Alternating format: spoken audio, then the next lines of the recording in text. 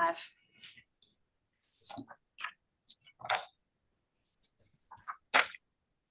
Good afternoon. We are just about to start today's meeting. Members, are you able to see and hear clearly, members online? Yes. Yes. Thank you. I would like to officially declare today's meeting open at 1:04 p.m. and I would like to acknowledge we are hosting this meeting on the traditional land of the Whadjuk people of the Noongar Nation. We acknowledge the Aboriginal people as traditional custodians of Western Australia, pay respects to elders past and present, and the ongoing connection between people, land, waters and community. This meeting will be run in accordance with the DAP Standing Orders 2024 under the Planning and Development DAP Regulations 2011. This meeting is being recorded and live streamed on the DAP website in accordance with Regulation 42A of the Planning and Development DAP Regulations 2011.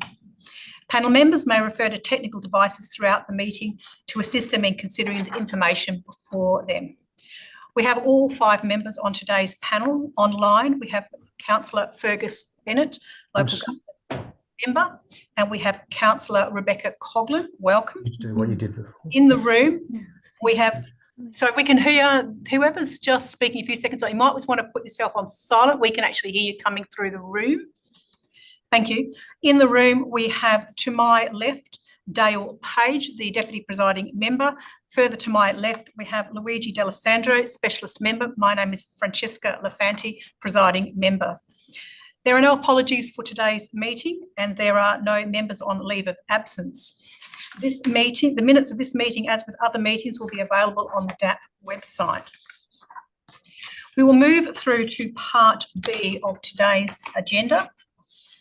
And I will be moving for a declaration of due consideration. However, before we go to due consideration, I would like to make the following statements in relation to the item and the material received, and that includes an R13, the first R13 response that we received. It was published on the DAP website and sent to members on the 21st of January, and it contained the planning assessment and plans. I would also like to refer to the R13 that was distributed today at 10:30 a.m. and that is the response to the question about the additional material, and that was we received today additional material including the formal RA, inclusive of the recommendation from the Special Council meeting of Nedlands in resolution 29th of January, and we included supporting material, which was the formal RA, and the 4 attachments. These have been published on the DAP website and forwarded to panel members, as I've already indicated, at 10:30 a.m. today. And we had a second query on that same R13, and that was confirmation from the Nedlands officers that there is no difference between the RA, other than the recommendation at the beginning, the plans and supporting material, to the information that we received and were provided on the 20th to the request of the 20th of January, receiving it on the 21st. And that material was also published and forwarded to panel members on today at 10:30 a.m. I will now ask panel members if you have both received that material, particularly in relation to today's material, and if you have had a time to duly consider this material and are able to provide due consideration of this matter. I'll first go to panel members online. Did you receive the material and are you able to give a due consideration declaration of this? Yes. Yes. Thank you. I'll go to panel members in the room. Panel members, as you've heard, I'm referring to the material that's been received, inclusive of the material that was received today. Have you, 1, received it, and 2, have you been able to duly consider it for today's meeting? Yes. Yes. So that is unanimous for the minute taker. Accordingly, as we have all received the material that's been duly considered, the DAP can proceed and we can deal with this item in accordance with the DAP provisions and the DAP standing orders. I will now move to disclosures of interest, and I have already referred to, I will go first to council members for due consideration. I note that the material went to the council meeting, as I've already indicated, yesterday, 29th of January, and I'm going to the council members. Do you have an interest to disclose on this? Did you participate in the meeting yesterday? First to Councillor Rebecca Coghlan. Thank you, presiding member. Can you hear me clearly? Yes, I can. Under clause 2.49 of the DAP Code of Conduct, I participated in the prior council decision in accordance with my functions as a local government member. However, under clause 2.12 of the DAP Code of Conduct, I acknowledge that I am not bound by any previous decision or resolution of the local government. I undertake to exercise independent judgment in relation to any DAP application before me, which I will consider on its planning merits. Thank you for that declaration, and approval is granted for full participation in today's item, including voting on the item. I will now go to Councillor Fergus Bennett. Did you participate in yesterday's meeting, and do you have any declarations to make? I did not participate in the meeting last night, but this development's come up previously when it was a Form 1, and I believe I have been involved in decision making previously, but I will consider this development application on its merits and treat it with complete impartiality. Thank you. Panel members in the room, do you have any interest disclosures to make in relation to this matter? No. There are no further interest disclosures. Thank you for that. I move back to the agenda. We have no Form 1 applications. We are dealing with a Form 2 application. And we have a presentation from the applicant, Mr. David Hillman and Tiffany Malloy, who will present. Following that, we will have officers from the City of Nedlands with an opportunity to speak, and they are also online, Mr. Bruce Thompson and Mr. Dylan Reid. Welcome to you all. I will now hand over to the applicant. You are also reminded that in accordance with the DAP Standing Orders, clause 4.8.2, your presentation is limited to 3 minutes. As you have seen, there has been an indication that all members have received the material and have duly considered it. There's issues, but let me speak. Sorry, can you hear me okay? Yeah, we just have a slight technical issue where our speakers drop out and we have to change speakers. So if it would take some time for us to catch up, just bear with us if that's okay. Thank you. I'm just referring at the moment, David, to the standing order provisions in relation to your presentation, which is limited to 3 minutes with no extension of time being granted, and encourage you to focus on the main presentations that you would like to get, the main comments you would like to get through in your verbal presentation. After you've presented, panel members will have the opportunity to speak. Following those questions, we will move to officers at the City, and they will have the opportunity to speak, and again back to questions from the panel before moving to the application. I'm handing over to yourself, David and Tiffany, for your presentation. We're able to get the presentation up? I'll just share We're just sharing the presentation as we speak. Thank you. Can everybody see the presentation? Yes. Okay, thank you. Thank you, presiding member and JDAP members for considering this Form 2 application. Our application's been with the City since October last year. I think most of you would have seen that the building is currently under construction and in fact is up to level 4. So clearly an approval in this meeting is essential. So I will, as you suggest, keep the presentation brief and focus just on minor items. So in summary, the proposal is to convert 4 penthouse apartments to 3. And this plan best, I think, indicates that change. So the top floor has been, I guess the penthouse has been made larger, which I think is reflecting the feedback we're having from people that actually want to buy into the building. So it actually improves the diversity in terms of apartment sizes. So from that perspective, I think it's a real positive. I think it's fairly obvious to all members that the actual impact of reducing the number of apartments means that the impact on the amenity of the area is reduced. So on all measures, there would be a lesser impact, particularly with respect to traffic and so forth, where there'd be less cars coming and going from the building. So I think that the proposed Form 2 is really not at all contentious in any way. Just keep flicking through. What's going on? Go back one. Go back one. I don't want the plans. Sorry, excuse me. I'm just looking for one particular view, which is this view. So I think this view, in fact, is the one that I'd primarily like to talk to. We support the council recommendation for approval to this of this change from 4 apartments to 3. What we do note is that there's a condition that relates to the approval in 9th of July 2020, and then also the commentary around visual privacy. So the primary change, I guess, we propose is that certainly we don't see the change from 4 to 3 as being contentious. We would very much, appreciate the approval for that change. But in the nature of point 2 is that it's asking for the conditions to remain the same. And so perhaps the main point that needs to be identified is, and I don't know if you can see my cursor, but is a visual privacy. We're proposing that the residents have access to the side of their apartment, and that's primarily for maintenance purposes, but so that they can walk from the front balcony to the rear balcony without stepping outside, I guess, the balustrade line of the building.